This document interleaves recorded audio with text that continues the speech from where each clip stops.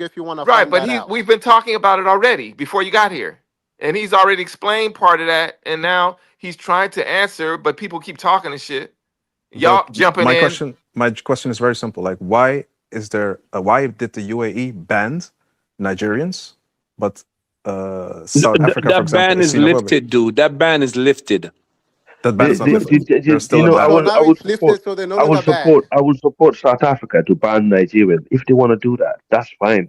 If they want to place a total ban on Nigerians, do you know what? I will not be here even talking I about think it. that, But to tell the my truth, problem Africa, is, I think they should all yeah, leave. I think yeah, all my, black foreigners yeah, should leave.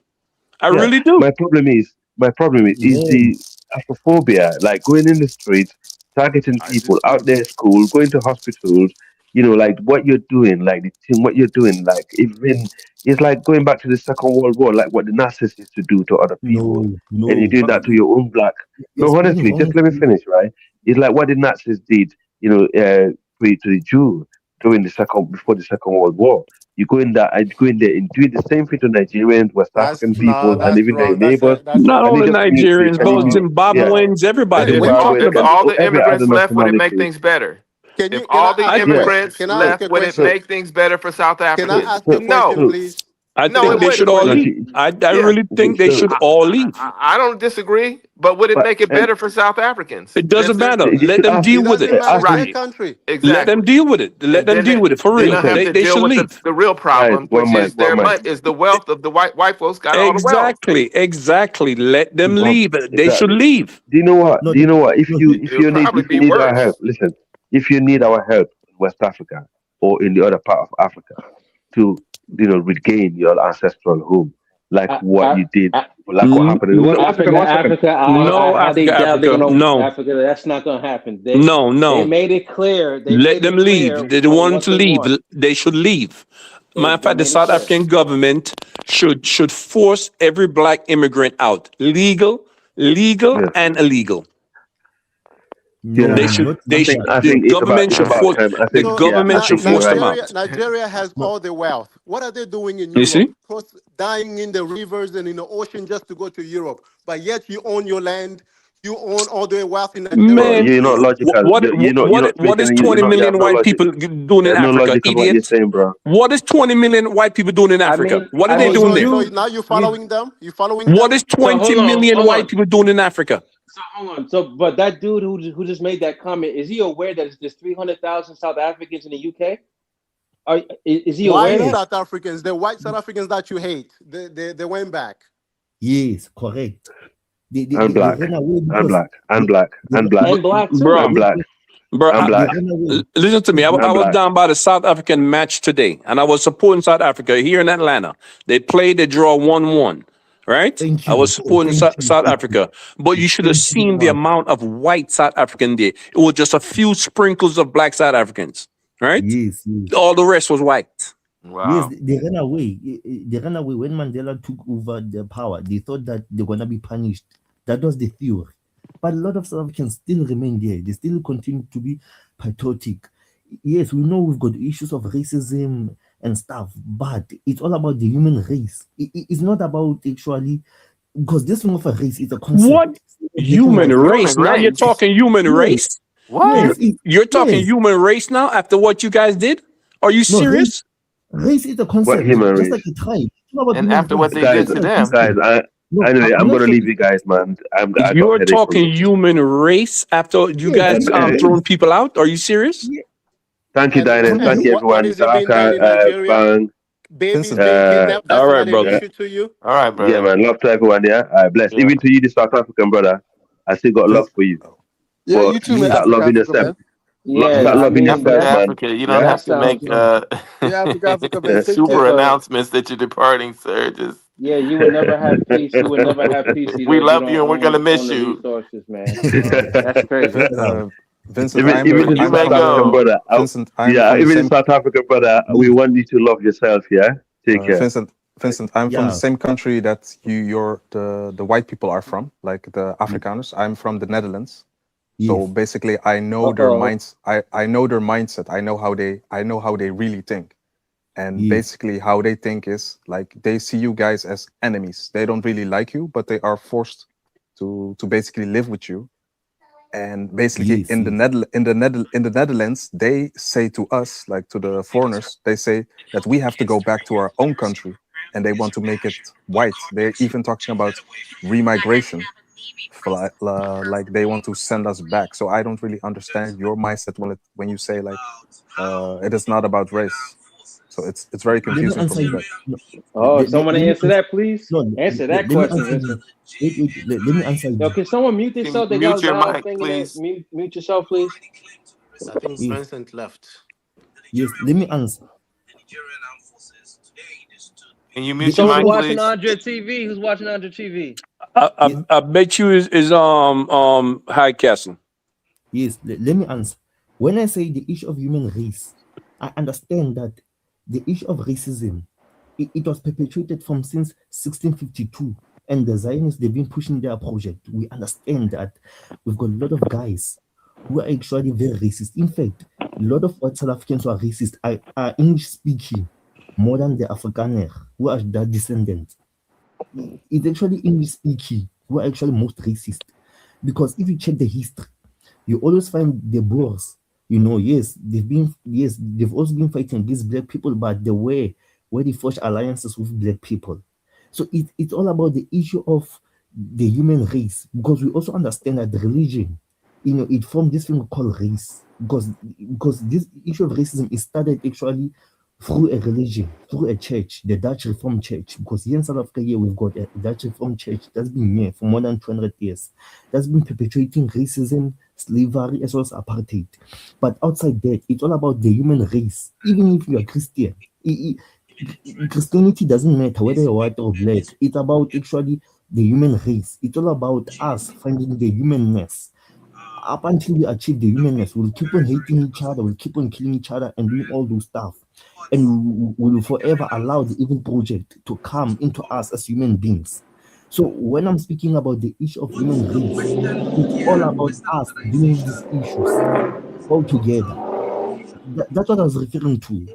Because at the end of the day, it doesn't matter whether you're white or black, you're Can Chinese, somebody we're mute all their mic, equal, we're all please? human beings. I'm not sure. Yeah, I that's think Super it's Africa. Super Africa, is yeah. that you? Someone's listening to Andre TV. Super Africa, is that you? Dinus, we got. Can you mute Super Dennis, Africa's mic, yeah, Dinus? Dennis, you there? Someone's listening to Andre TV. That's my boy, though. Okay, you All right, muted there it. you go. Yeah, go ahead. Jeez Louise. Like Vincent, I just want to say that I think it's a beautiful statement what you said, but I think it's very ignorant, because even when ik spreek echt Nederlands, like I really speak Dutch, like I was really born here, so I You speak understand. Dutch or Afrikaans? Ik ken de No, Afrikaans. I speak like, so you have Afrikaans, that is Oi. basically the language that they speak over there in South Africa, but I speak Dutch. It's like the language So je praat before. baie mooi. Ik spreek Je praat Nederlands. baie Kijk, mooi. ik kan Nederlands spreken. Ik Okay. begrijp Nederlands. Ik versta alles. It's like I can Okay, I was born here. But okay, I go in die taal. yeah, but how do you say, like they really think very negative of the native South African people. Like I'm really telling you, like Christians, it doesn't matter. Like What about blacks in general? the Dutch people, you mean? Yeah, how do they feel about blacks in general? Like No, he's you talking would about the Afrikaners. The Afrikaners you're talking about. I know he's talking about that. I'm asking him what do the Netherlands people think about blacks in general? Like not very positive, to be honest. Like we are sort of like a burden to them. Just they don't really say it out loud. Some of them say it out loud, but they see us as like this sort of, this burden that we are in their country. It's the same as in America. Like you guys live there, but it's like oh, these guys again. So okay, so like they tolerate you but don't like yeah, you. exactly. Right. So it's but So why don't they all go kick their ass out of Africa, get out of Africa? You see what's going on in Zimbabwe right now? They're giving back the land that they took, that Robert Mugabe took. This is I don't know what to say. This is going the wrong way, y'all. Hold on. So they paying reparations and giving back the land Yes. Yep. Yes. back? Yes. So what's the point of paying reparations? You're gonna give them the land back. And then all they went through, all the sanctions, all the hardship that they went through. And then now this just doesn't make sense. Yeah, that's ridiculous. It make perfect sense. Mm. That's why I'm sticking with the AES only. Mm-hmm. Yeah. Yes. How do we You know, the spread issue it of though? Zimbabwe. Also, again, the issue of Zimbabwe, the reason why they're returning land to the very same white people, it is because Robert Mugabe, he was actually clumsy how he dealt with the issue of land. He was very, very clumsy. He actually used violence. He even killed black people. Do you know there were 20,000 black people who were Yeah, killed we heard about that. during Gogora Wundi War in the 80s? And those actually Zimbabweans, you know, some of them, in fact, many of them, they ran into South African side and became, you know, immigrants here in South Africa. So the issue of illegal immigration, it also started there. Robert Mugabe also killing, you know, his Yeah, own but black y'all should have been rallying around him. See, the problem is we don't stick together when we're doing stuff like that, and then we're just by ourselves, looking like a pariah. But brother, I don't know what this. I know a lot about Zimbabwe because I was in an organization in New York, right? During that time, during the late 80s, early 90s, right? I was with there. I met Zimbabwean, right? When the veterans and that fought. First of all, Robert Mugabe did not want to take back the land. Did not. Okay. Robert Mugabe was a person that was glorified and loved by American Britain. He was knighted by the Queen of England. He got a special degree from, I think it was Harvard or one of them other schools, just because he did exactly what the white people wanted. Okay. He was loved, and the veterans them that fought the war, right? They started occupying the land. Okay, so they forced him. So you guys got the propaganda story from the BBC and CNN wrong. That's all propaganda. Okay, Robert Mugabe did not, I repeat, did not want to give the land back. He was extremely comfortable in the position that he had with America and with Britain. That's number one. So right? what happened? The people them that collapsed the Zimbabwe currency was right here in America and Britain along with Australia. They collapsed the currency. But why did he take the land back though? What happened? You missed that part though. He didn't want to give the land. He didn't want to take the land from the whites. He did not want, right? Take the land to give the land back. He wanted the status quo to remain. Don't forget, Britain promised to pay, right? I forget which Britain government. I don't remember if it was Thatcher, one of them British government, right? They promised to compensate Zimbabwe for the land. They promised them, and it never went through. It was never went through, right? So the veterans that fought in the war, right, decided they're going to start to occupy the land. So they went and started sitting on white people land. I've known people that went. A matter of fact, I was supposed to take a trip there, but I couldn't afford it at the time in the 90s. But I had people that went there from my organization, right, and documented everything. The Rothschilds owned land. They had people that own land in England, and especially England and Australia, that don't even know how many land they own. That's how much land they own, right? They didn't even know how much land they owned, right? And these people, the veterans, started to occupy the land. So they went and sit on the land, and it was a lot of them. You see what I'm saying? So Mugabe had no choice but to start supporting them. Because now the people them is going against him, so he had no choice, and they flipped around and used Mugabe as a scapegoat. That's what happened. In fact, he also killed, he also used the tribalism to kill Ndebele people. during the Gugura-Wendi War, because tribalism in Zimbabwe is very, very high. See that's the thing again.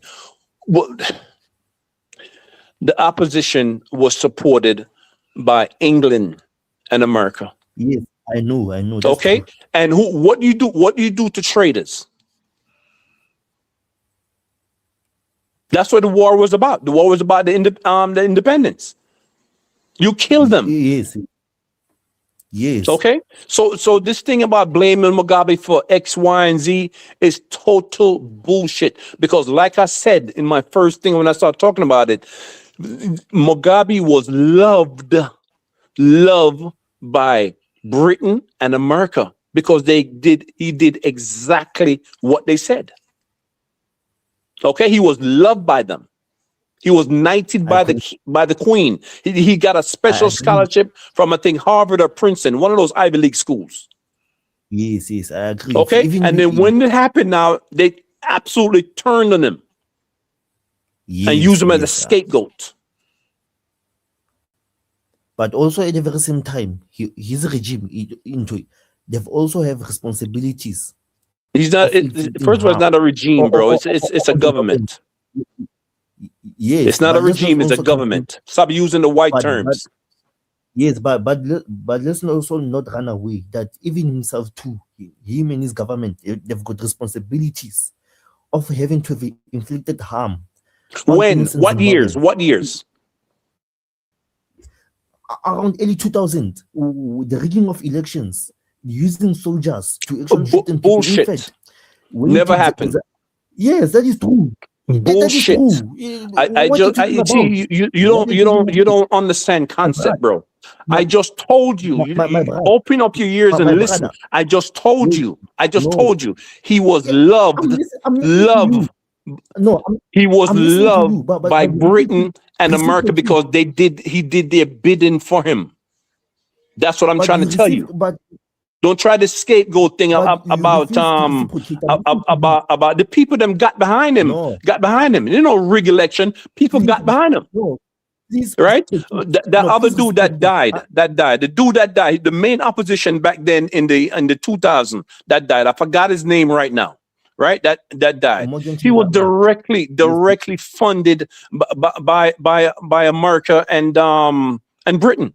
I know, but listen, okay. But listen, yes, you're saying correct stuff. But also at the same time, you also used rigging.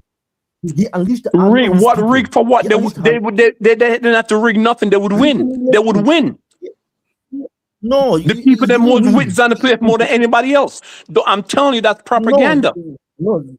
ZANU-PF in 2008, they lost elections. They didn't lose nothing. That's British and American propaganda. They didn't lose nothing. They lost nothing, bro. They lost nothing. You don't know nothing. I told you. I know the story. I know the story. You don't know. You're getting your shit. You're getting your shit from the media. You don't know. I know people personal in it. No, I don't. You don't know. No, I don't use BBC and your CNN as a source. Bro, you're getting it from them. You don't know. No, you're undermining. You don't know. That is their propaganda. That is their propaganda. That is their propaganda, bro. No, stop insulting my intelligence. Listen to me, because when you do the talking, I do the listening. Please reciprocate. Let's be humans and be civil with each other as we are adults. I'm saying to you that. Yeah, but I'm not going to listen if you're wrong, bro. I'm not going to listen if you don't know the story. But I'm also going to reject, if you're into speaking lies, I'm also going to reject too. What I'm saying to you, even South Africa was involved. South Africa was involved. And it was the government of Thabo Mbeki that actually, certified actually those results. When actually Morgan Changara, his party, MDC, had won elections, Robert Mugabe, in fact, he pushed away and started unleashing the violence. Even during this current president, Emmerson Mnangagwa, they did the very same thing. The issue of Zimbabwe is that we've got a corrupt party, ZANU-PF, which is so the other party is not corrupt. Is that what you're trying to say? The other party is No, not corrupt. they're also corrupt. We know that actually Morgan Changarai, he was sponsored by the West. Yeah, but Shanghai, I just told you, Shanghai was supported by America and Britain. Yes, even his successor was also sponsored by the West. The Right. So what's the problem? What is the problem? The problem is that even Robert Mugabe has got his own responsibilities that he inflicted harm on Zimbabweans. Let's also not cancel it out as much as you're trying to say the election was rigged. That is the West propaganda.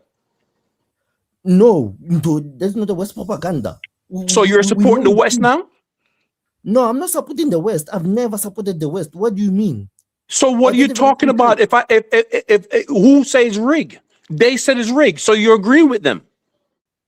No, I'm not. You're agreeing with the West. No, my brother. You are agreeing. So, but they the one who says rigged. That means you agree with them.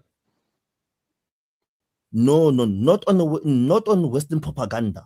That's the thing. But bro, you just but they said it was rigged. Didn't they say it was rigged?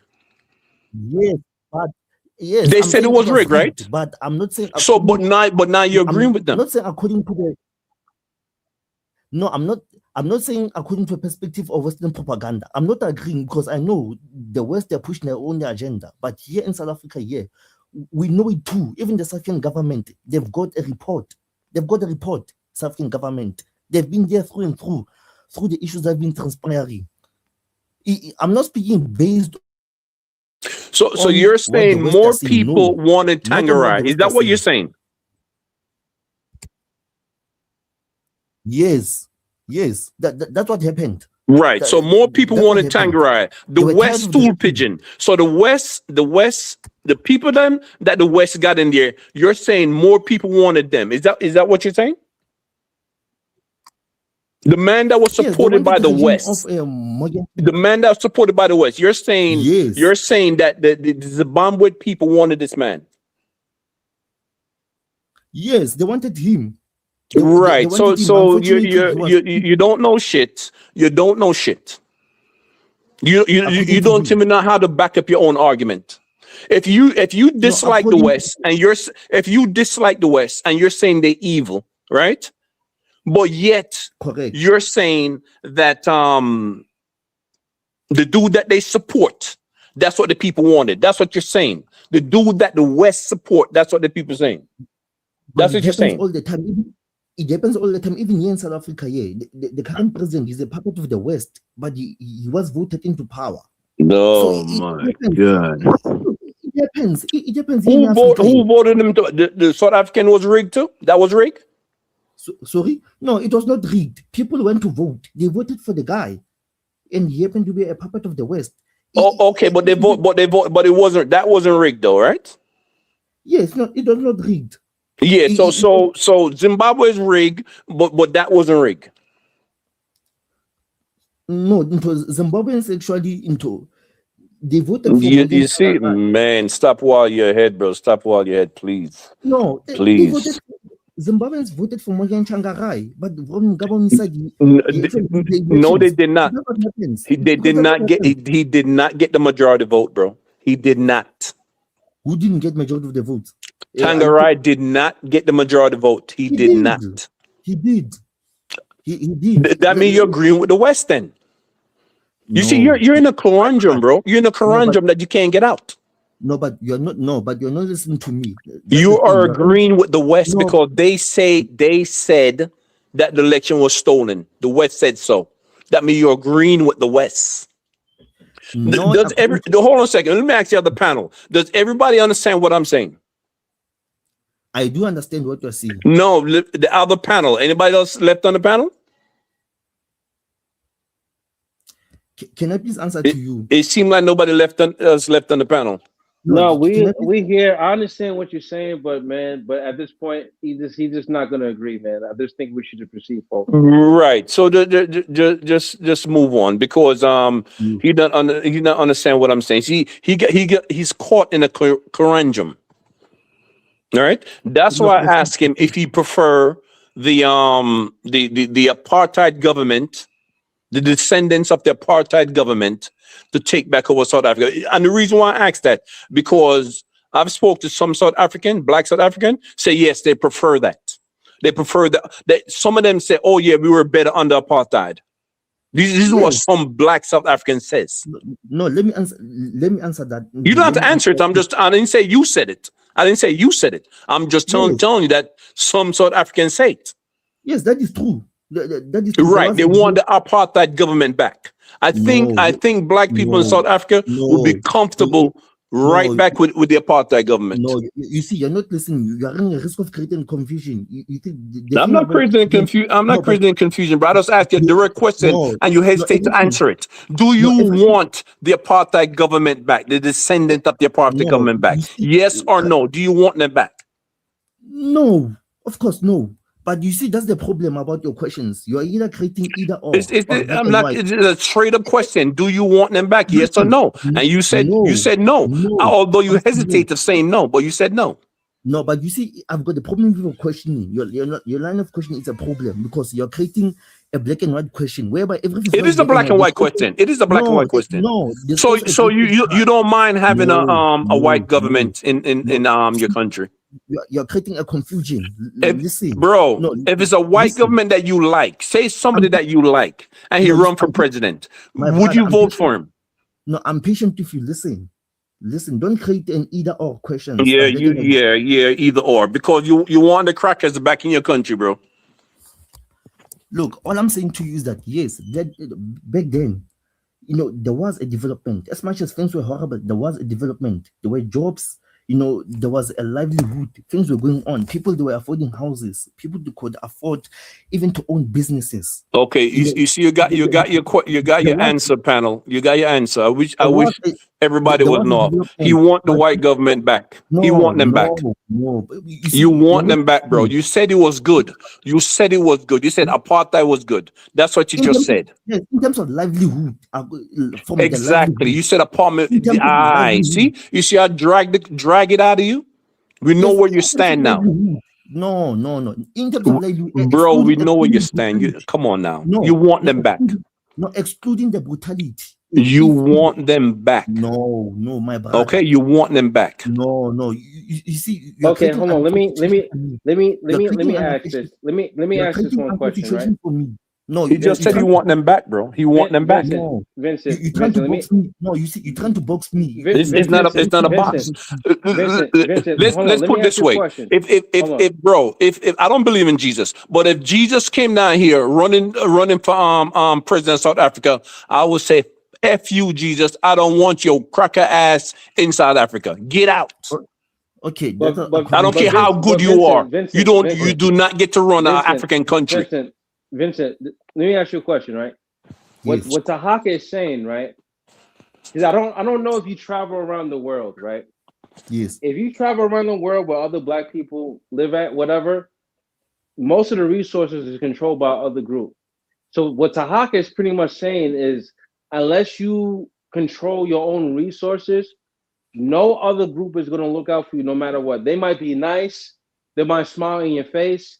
They might even do some amo piano dances with you, but that doesn't mean they're gonna look out for you. They're gonna look out for their best interest. Like I went for example, I went to Curacao, right? Majority of black people is in Curacao, but the island is owned by the Dutch. The Dutch controls most of the resources. Yep. Same thing in Jamaica. Non-black people, the Chinese own all the resources. Chinese own a lot of it. Yes, in Jamaica, right? Same thing with I'm not sure about Kenya, but same thing with Namibia. What he just said that 80%. I mean, the population was it? You said 80%. You said the properties is owned by white people. At least 70 to 80%. Yeah. So that's what he's saying. It's like if you don't control those resources, you're never going to come up with whatever. You're always going to be on the bottom, no matter what. Even if a few of you guys become successful, you're always going to be on the bottom. So that's what he's saying to you. That's what he's saying to you. Would you rather govern yourselves and control the resources, or would you let another group control the resources? Of course, we want to govern ourselves. We're not looking for a Messiah complex. We're not looking for somebody who's going to come and save us. And not even into black South Africans, they're not saying they're looking for a Messiah complex for somebody to come and save us. Of course, we know from the history, the one who says he's going to come and save you is lying, is going to exploit you. We're not looking for that. But what we are saying is that back then during apartheid, excluding brutality, there was a development. Unlike right now we've got the black government. There's no actually development. Things have regressed, but you're not saying that we want to return. That's what actually the guy is refusing to listen to me. He's actually trying to create an either or. Bro, during apartheid, most South African live in shitholes. Let me finish. Okay, they live in shitholes with no running water. No, listen. Okay. The Nelson Mandela government brought in, although they had a lot of flaws, they brought in a lot of stuff. Of course, I agree. Of course, I agree with you. But not okay, so what are you talking? What are you talking about? No, they complain about electricity now, but one of the reasons why the electricity is down for everybody is because more people are added to the grid that there was not added before.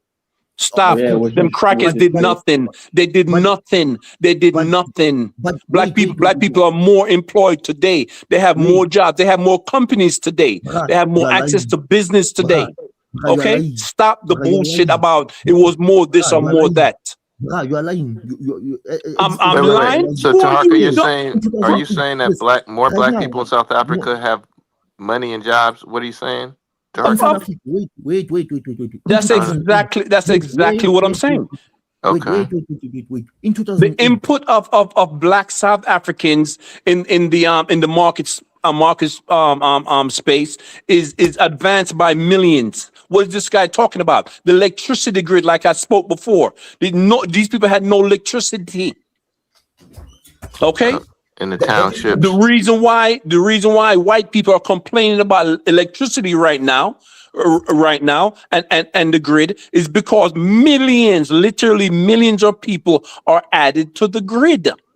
Yes, that's why. But you're in short of power stations. Do you agree with that? Starting from 2008, we should have built more power stations. So that We should have. Right, but they stole the money. We should have. But they had no problem with electricity before. Why didn't they have problem with electricity before?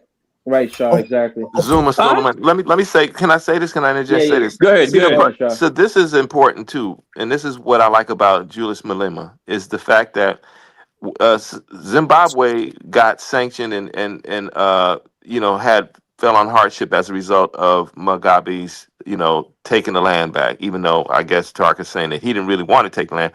But so the people, the country's doing bad, so the people are going to flee to the place where the economy's better.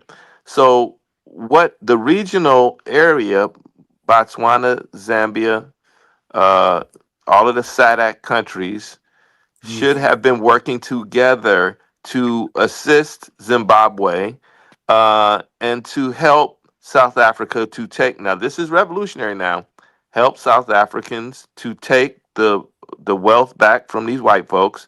They should have band together. And this is what Malema's about. I believe that he's really about it. No, he's disguising. Okay, so he's disguising. All right, so he's not about it, but at least we hope that he's about it, and we romanticize that he's about that. He's about a revolution, right? So, okay, but you're saying he's not. Okay, all right, I hear what you're saying. So let me finish.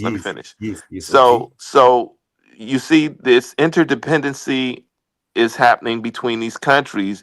You guys have to work together in these regions, at least in the regions, so that you'll be strong and so you don't have these problems with people fleeing from one country to the other, because everybody's country is doing decently, at least decently. Correct. I agree with you. And so and that's a Pan-Africanist spirit. Correct. You are right. But the issue is that the likes of Malema, they're actually pretending, because the guy actually is perpetuating the very same slavery. Yes, he's saying right ideologies, he's saying right stuff, but the thing is that he's not the right person to put in place. In fact, I argue this guy, he loves power than actually being implementing humanity. He loves power. This guy, he's all about the power. He's all about taking the money, even from the West. The very same guys that is speaking against, that is calling out against, he's even taking money to the very same guys. So the likes of Julius Malema, they're very dangerous. We must be careful of these guys. So let me ask you this: would he be a benevolent dictator? Yes, he will be a dictator. Okay, would he be a benevolent dictator? Yes, in fact, his part. All right. His part for the last 10 years. So Ramaphosa is a democratic president dealing. He's a democracy in a Yes. capitalist country, right? He's doing nothing. Yes. I see he had those big ass hands. I Correct. know he would have crushed the shit Correct. out of Trump if he wanted to sit in that White House, but he did. It was a bad optics for him. Correct. And then I Trump, agree with you. right? And then I Trump agree with you. sends a message to South Africa saying, if you even think about taking the land from the white folks, we coming to ride down on you. I mean, he basically said that in less words. So this is what we're dealing with, Yes. and you got to nut up, be a man. Y'all have a history of whooping that ass with them hard sticks and shit y'all got. You In fact, guys, you got the warrior spirit, so that's not even an yes, issue. You got the warrior spirit. You need to call on the warrior spirit. You need to get the mind, the philosophers and the thinkers, and put everybody together and take your shit back. Get yes, with Zambia and yes, yes. Botswana and Zimbabwe. Y'all get it together, and they're gonna come. They're coming, right? So be ready Yes, for yes, them. yes. That's Yes. it. In fact, You're gonna have to fight. let me add. Yes, let me add on what you are saying, because Ramaphosa, in fact, is the weakest president ever to have actually led South Africa post 1994. He's the weakest leader. This guy is a puppet of the West. He's a puppet of the Zionist. That's what he is. And when it comes to the issue of SADC, yes, we need a regionalization. Just like how the Southeast Asia guys, they were able to do, the likes of Singapore, Malaysia, your Thailand, where they were able to, push actually for regionalization of economic regionalization through the Burma Triangle. We also need that in SADC so that we can able to trade interdependency. Right now, we've got a free trade continental agreement that's been put into place, but we have to find a mechanism of implementing it so that we can able to trade with one another. Because as Africans, look, we're actually trading lesser with each other than we are trading with the rest of the world. Therefore, we as SADC, we have to sit down and actually look as the answers. Let's trade together. Let's work together. Let's actually find a way of actually trading with one another, just like what European Union, how it was formed. We as SADC, we have to do so that you can able to deal with the issue of poverty, inequality, and unemployment. We have to work with each other so that we can able to grow as a region. Because if we grow as a region, then we'll have more numbers. Because the more the numbers, the more the power. Therefore, we'll be able to go somewhere. But with the likes of Julius Malema, same as the likes of Cyril Ramaphosa, we are not going anywhere, because these are the guys that are being funded by the very same Zionists. These are the guys who are problem. They can speak the very same things, make good speeches and nice speeches, but there are problems because these guys, they speak left but walk right. The speakers, they actually ridicule the very same West, but in secret, they do business with them. They do business with them, and that is the problem. So we as Africans, we are also calling out the very same corrupt leadership. We're saying that we don't want these guys. We are rejecting them. All of them, they are puppets. Whether that one is speaking for the capitalist, that one is speaking for the socialist and the communist, but at the end, they actually funded by the very same people. So we as Africans, we are aware of these guys and we are rejecting them and we are pushing. That's what we are simply doing. We're saying that actually we saying that people shall govern, not other way around. People shall govern. That's why South Africans, they're angry and they're aggrieved. We're saying that the people shall govern, just like what the document of 1955, the one that was adopted in Cape Town, that's called the Freedom Charter. It said that the people shall govern. So that's what South Africans are pushing, because when people govern, when people are governing, then you'll be able to see policies that are friendly in terms of humanity. So we are actually calling for that, so that whether you are a South African or you're not a South African, you are from Zimbabwe, Angola, and stuff. But we want this policy to accommodate each and every one, but in a way which is workable. So we are saying that actually we reject these corrupt leaders, but also at the very same time, we want things to be done properly and orderly. So, but also at the very same time, we're also pushing for regionalization. That's what we are pushing, because at the end of the day, we as Black South Africans, we are Africans. We are the natives. In fact, we share relatives. Across the borders, there are a lot of South Africans who've got relatives in Zimbabwe. There are a lot of South Africans who got relatives in Namibia. There are a lot of South Africans who got relatives in Lesotho, Mozambique, Zambia, because of the issue of because also what transpired into apartheid, whereby minor workers who came to work here and had kids and families that were established, even though some of them did return to their homelands. But at the very same time, we don't hate anyone. We don't hate anyone. Just that we are against the issue of illegal immigration. Also, at the very same time, we were talking about the issue of the land reform and the economic restoration. That is justice. We were also talking about the humanity. So that's all we are wanting. But us as South Africans, we are being mistaken, we are being understood, the wrong information is being peddled against us. We don't hate anyone. We don't hate anyone. When we speak about wrong stuff that are happening, we are being accused of being a white stooge. We are saying that we are white puppets, we like white people, like all those kind of nonsense. Like, even right now, we are rejecting the guy like Elon Musk. Elon Musk is a South African. The very same guy who's the first trillionaire. We are rejecting him. We don't like Elon Musk. We hate him. Have you seen stuff that his father that is saying about South Africans, especially black people? And his father is staying here in South Africa, staying in Cape Town. Have you seen stuff that's been saying? Even last week or last 2 weeks, he did an interview with one of the guy from United States of America. He actually exposed the father of Elon Musk for who he is. So, guys, look, people actually must stop actually brandishing us as xenophobic or as a white stooge, because right now we as black South Africans, we are fighting the issue of Trump, where he accused us of genocide.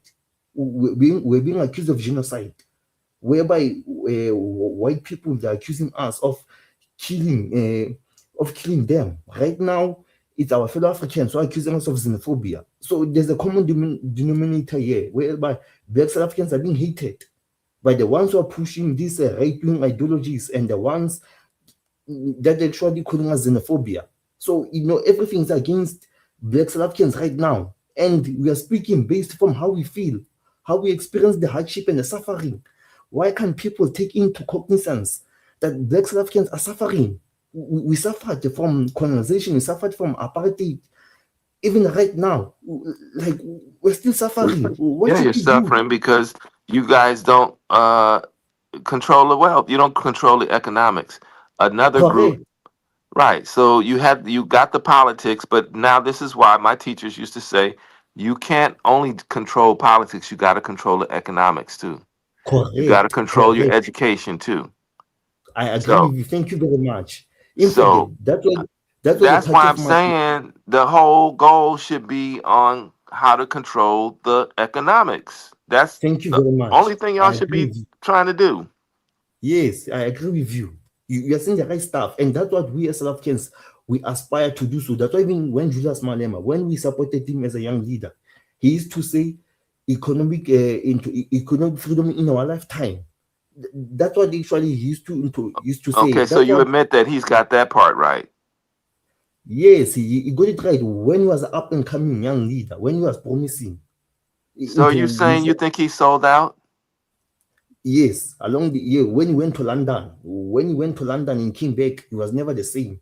Things that he said were completely different. Even though here and there he would speak those things, but you could tell he's changed. Ever since he went to London and came back, he came as a total different person. How long ago was that? I think it was 20.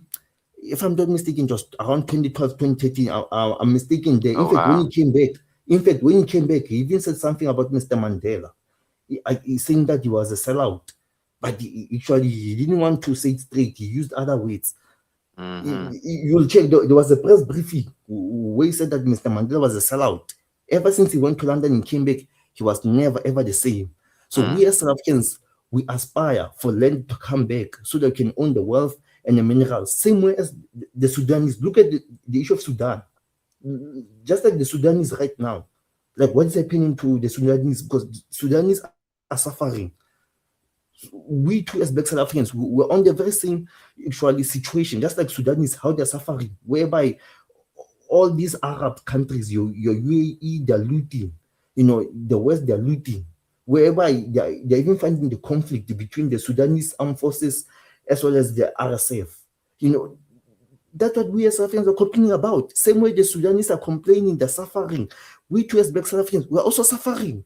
We know We're that. suffering. The Just like Zimbabweans is suffering too, all of right? us, we're Yeah, suffering. y'all suffering. We over here, we're not as bad off, but we're in a serious pickle, bro. And Yes, this is you see, this is the part where black people all over the world is got the worst end of the stick. I yes. want to I want to I want to throw this out at you. This is two Mhm. examples. One is example where Ethiopia created a bond to raise money to build that dam, and the people, the poor people of Ethiopia, was able to raise something like 100 and something million toward that dam. The dam was a billion or something, billion or two, I don't know. It was in the billions. Burkina Faso just raised 160 million US dollars Yes, from the diaspora.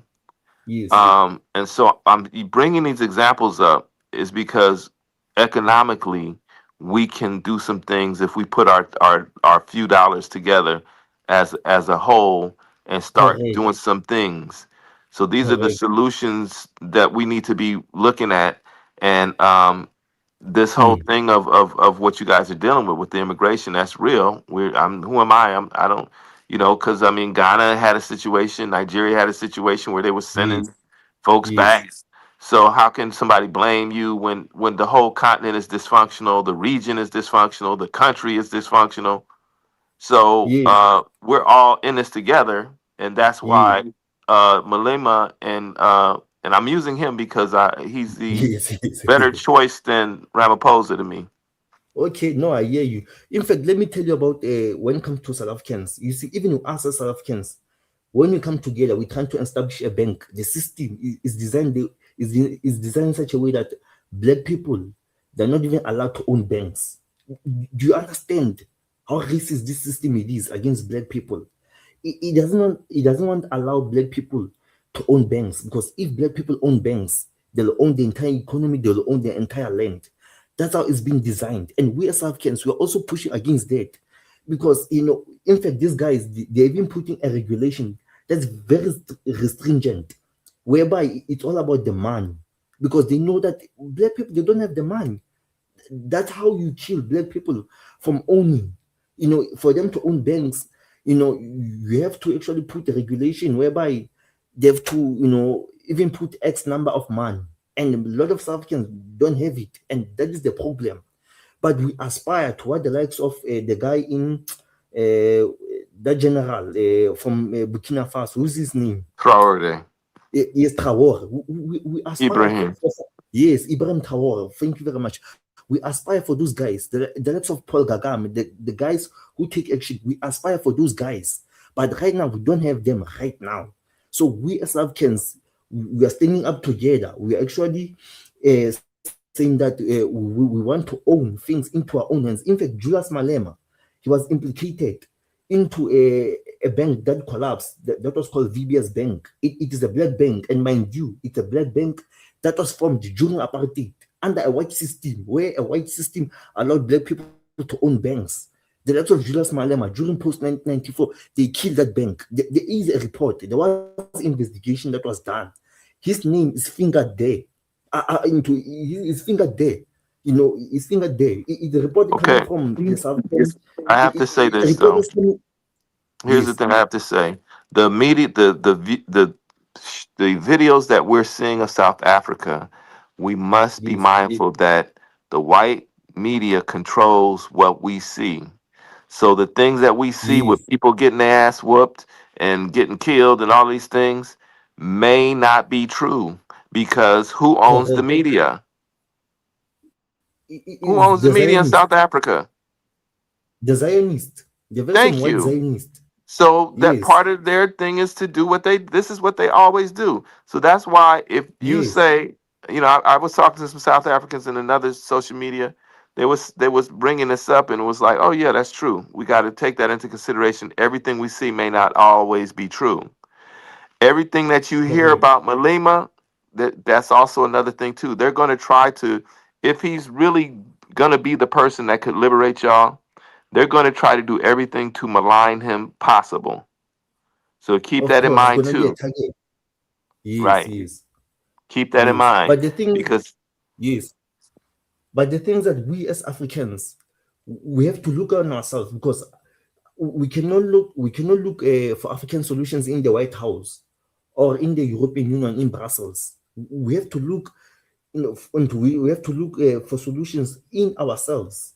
We have to look for solutions in us, because right now, like, African continent is being owned. We like a pie. This country is owned by this corporate. That country is owned by that corporate. Look what's happening in Congo right now, just like what's happening in Sudan. In Sudan, they're right. funding wars. In Congo, they're actually looting the cobalt. Yeah. All these companies, your Apple and And guess stuff. what I just heard today in the Yes, Congo? That yes. they've been starting and stopping the building of the Inga Dam. This will be the most powerful dam in the world, and Mm, output. I think it's going to be the largest output. It'll power up more than half of Africa, right? So yes. the World Bank has pulled out of that. They tried to start again, and then they dropped out of it. And part of it is to do with the stability of the country that there's war. But guess what now? Because of AI and those data centers, they got the funding, they're ready to go. So what's going to happen is these white folks is going to come and build data centers all in the Congo, and they're going to help build that dam, and they're going to suck up all the power, and it's going to be nothing but a bunch of AI data centers all in the Congo, and some of the Mm, power will get out to the people, but they will own it. And this is what's happening. They're going to start. They've already started, on the project. They got the money for it. So here we go again with selling yeah, out the country. yeah. That is Um, sad. That is very sad. That is very, very sad. That's why Congolese need to reject the building of data centers. They have to reject it, because we can see these guys, the agenda which they're trying to push. Even here in South Africa, we can see the agenda which they're trying to push everywhere. Like, we can see that's why the world right now is revolting. Like, the mhm. whole world right now is revolting. Terrible things are happening right now across the whole world. It doesn't matter whether you're in South Africa or in Europe. Terrible things are happening, but here in Africa, it's always about the colonization. It's all about the looting of the minerals. It's all about the enslaving of the people, keeping people unemployed, just like here in South Africa. Yeah, same thing in Congo, whereby if you look into the Eastern DRC, you find the actually jets that are coming in and out. In a middle of somewhere, whereby they're taking minerals. Minerals are leaving Congo, but Congo is poor. But somewhere you've got the landing strip in the middle of nowhere, whereby even journalists, when they go there with cameras, they find Congolese police. They're saying that, no, don't take pictures, don't film him here. Why they don't want people to film there? It's because they're going to expose the looting of minerals. Those private jets that are coming in and out, that are stealing the minerals. Like, it's terrible what's happening to Africa. And now we are being left to fight one another. That's the thing. And South Africans, Hey guys, they let me don't. let me read let me read the super chat. JC Inc. Thank you for $1.09 holla. Right now, Black South Africans are chasing out other blacks. Okay, That is thank false. You see, that is false. Again, it's a Zionist media pushing the very same thing. It's a Zionist media pushing the very same thing. South Africans right now, they're exposing what the Zionists, the globalists, they're doing, but they're trying to counter us with these issues. Hence, we're being made to look like bad people. In the beginning of this year, Black South Africans were accused of genocide, like we're killing white people. But let's look into a genocide. Oh, Let's right. look into Yeah, I the remember that. genocide. Let's look at what is happening Yeah. into Gaza. Like, if you talk Showing about the videos of genocide, the Congo. yes. If you talk about genocide, let's talk about Gaza. It means South Africa should right now. It should have been looking at Gaza right now, but there's no such thing that's happening. So Black South Africans were accused of genocide. Now we're being accused of xenophobia. Like you see, Well, this either is this why we side need or our that own side. media. You guys need your own media. We need our own media. Even some of the medias that I listen to, if they had more money, they could send people down there to really report on accuracy on what's really going on, because they're going to try to create a narrative that's going to disrupt and keep the black people in confusion, and from organizing and doing anything progressive at all. Yeah, If you're in turmoil. I agree with you. That's what's happening because Black South Africans, like they've been frustrated from since. Even when you look into South African Public Broadcaster, which is owned by the state, ACBC, which is South African Broadcasting Corporation, which is exactly the same like BBC. During apartheid, it used to battle the apartheid lies. Even right now, you know, it's not even patriotic to us. Same way like those private-owned medias that are owned by Zionists, it's not even patriotic to us. That's why South Africans right now, like, we've been fed lies all over again, and these lies they're also being fed to people from the outside. How we as South Africans we must be looked at. That's why right now we as South Africans, we are using social media to expose the lies. Same way we expose the lies of a so-called genocide that was pushed by Elon Musk. We're also using the very same social media to expose the lies of so-called xenophobia. There's no xenophobia that is happening in South Africa. There's no killing of people here in South Africa.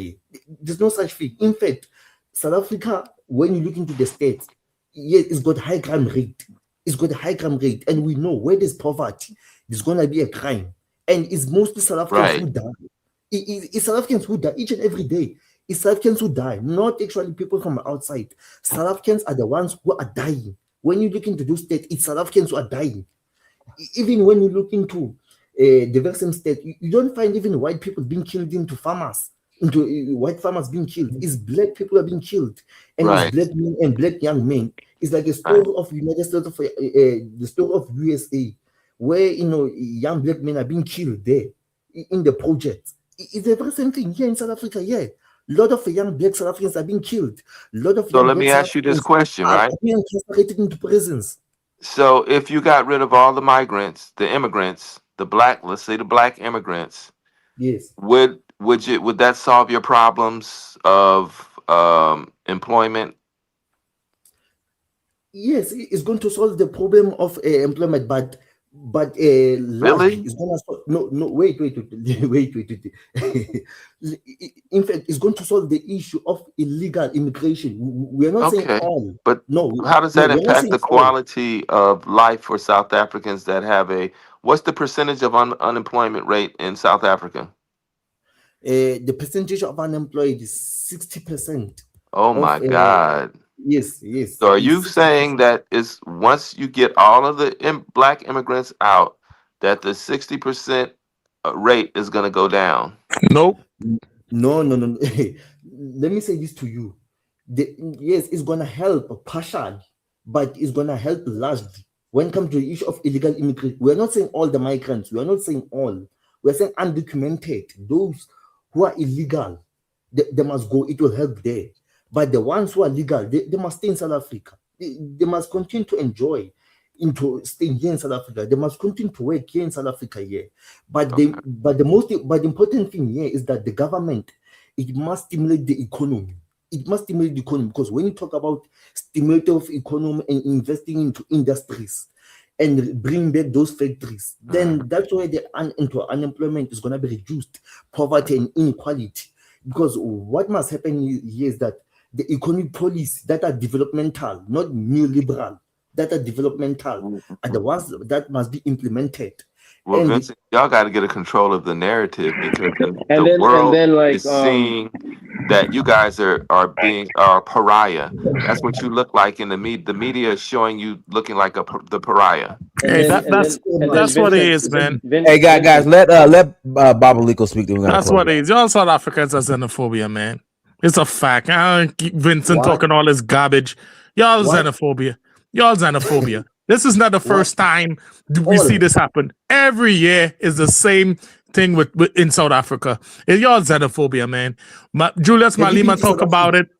Okay, y'all are xenophobia. Y'all be beating up other Africans, talking about illegal. What's illegal? The white man draw that line in Africa.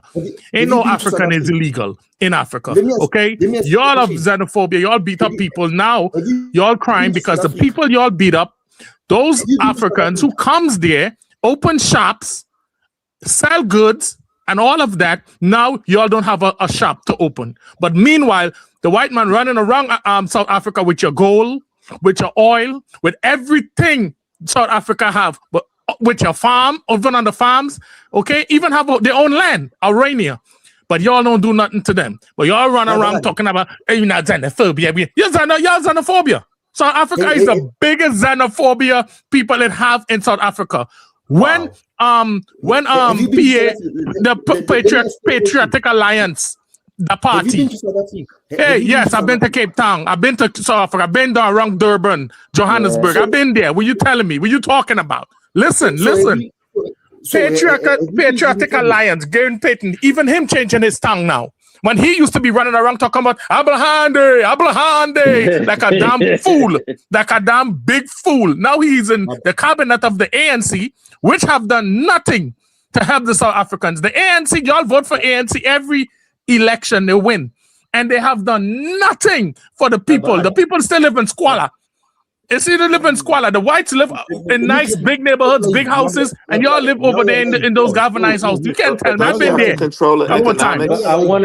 You guys are xenophobia. You guys fight other Africa about undocumented. Undocumented what? These people, hold on. What? How much jobs? According to Julius Malema, he's the only one I respect in South Africa. How much jobs have you guys created where you run these guys out? How much jobs? None. My brother, it's your own opinion, not the fact. No, I ain't coming here to Vincent to tell lies here, man. It's been going on over and over and over with these South Africans. That's why when Jacob Zuma run and make his own MK party, a lot of the Zulus vote for him. You know why? Because it's xenophobia. Is everybody want to stick with it? Who's Zulu? Who is hot? Who's this? Meanwhile, meanwhile, the white man is running around South Africa with everything. He's scraping up everything. Okay, so this is the problem. No, you got paid actors. You got paid actors behind all of this in South Africa. They're being paid. Okay, but Vincent, I'm from the islands, man. Y'all the xenophobia, man. Y'all xenophobia. It's a fact. It's that all over the continent, man. Everywhere we are. Vincent, I got a question for you, right? To be fair with Babaliko, what he's saying, right? I did see some videos which, even if they're legal, they're saying that we don't want you here. But when it's Pakistanis, when it's Indians, they'll go and say, "Hey, listen, instead of you hiring foreigners, can you give us the But that's job?" a video. Is that video propaganda though? No, that's not propaganda. The Indians and them living. We can make a lot of shit. Let me tell you, man. I've been the Indians there. They live very well down in Durban. A lot of them live there, right? Yeah, we know that. They live very well there. No, you're lying. No, my brother. Listen, man. They don't do nothing to that. It's like the Chinese in Jamaica or the whatever somewhere. No, it's not the same. It's not the same. Black people, that there's somebody living better than us wherever we are. But it's not the same. Ramaphosa and them are sold out South Africa, man. The people who they're really supposed to vote for, they don't vote for. You know why? Somebody who's fighting tooth and nails for these people, they don't vote for them. People like Julius Malema, they don't vote for people who want to take back the mines and the gold. Julius Malema been calling to take back the mines. And look how that is working. After 2012, when he came back from London, he's a sellout now. Look how that is working for the AES, taking back the mines and the gold. Julius Malema been calling to do that for years. They haven't done that. Let me ask you. Let me ask you a question. Which country are you from? Okay, I'm from the islands. I'm from the islands, the Caribbean. My brother, let me educate you now. Because since you're from the island, let me educate you. You see, what you're saying right now, you're peddling lies. Like, you're really peddling lies. Wait. Let me tell you. Y'all not xenophobia. There's no xenophobia going on in there, in South Africa. Come on, man. That's not lies. That's a fact. That's a fact. There's no xenophobia. Ain't no xenophobia. There's no xenophobia. Hold on. When did the Patriotic Alliance, hold on, an action essay, right? The Patriotic Alliance, an action essay. How did they win and get seats in the parliament? I want to see if you're going to tell the truth now. The Patriotic Alliance, how did they win seats in the parliament of South Africa and an action essay? How did they win? Wait. No, with Look, my brother, let me answer Tantalox, you. with the Tantalox. I know a lot about South Africa. With all of them been running around there. How did they win? How did Patriot Alliance win? With what type of votes? Let me answer you. Let me answer Oh you. my God. They won. How did the Patriot Alliance win? Are you going to answer the question? I'm answering you. Okay, okay, go ahead. Tell me. They won at the backdrop of actually dealing with the issue of immigration. That's how they got into power. That's how they were voted into. But because the guy who's leading the party, he's a politician, he's conniving. You know, he's actually supporting the Zionists. In fact, he's Gary being funded Payton. by Israel. Yes, that's true. That's true. Open. In fact, wait. In fact, he's open about his support for Israel. He's even waving the Israeli flag. So the that's guy true. Is conniving, he's a politician. But let me tell you something. That the guy is not going to last. But you're right. But he did get the xenophobia votes. He did get the xenophobia votes, though. You're not telling the whole truth. You're not telling the whole truth. No, he's a stupid politician. Yes, he is a stupid politician, but he was the one running by the Zimbabwe border, talking about Abahande, and saying all foreigners must go. I remember. And this wasn't this year. This was a couple years ago. And it's been going on for years. It's been going on for years. It's not this is not the first time we're seeing all this thing on social media. The media can't be lying all the time. Come on, man. The media can't be lying all the time. It have some truth. Say it. We've got the problem of illegal immigration. Please don't mind us that out. We've got the problem of illegal immigration. So what must we do? But must we really stay with illegal immigrants?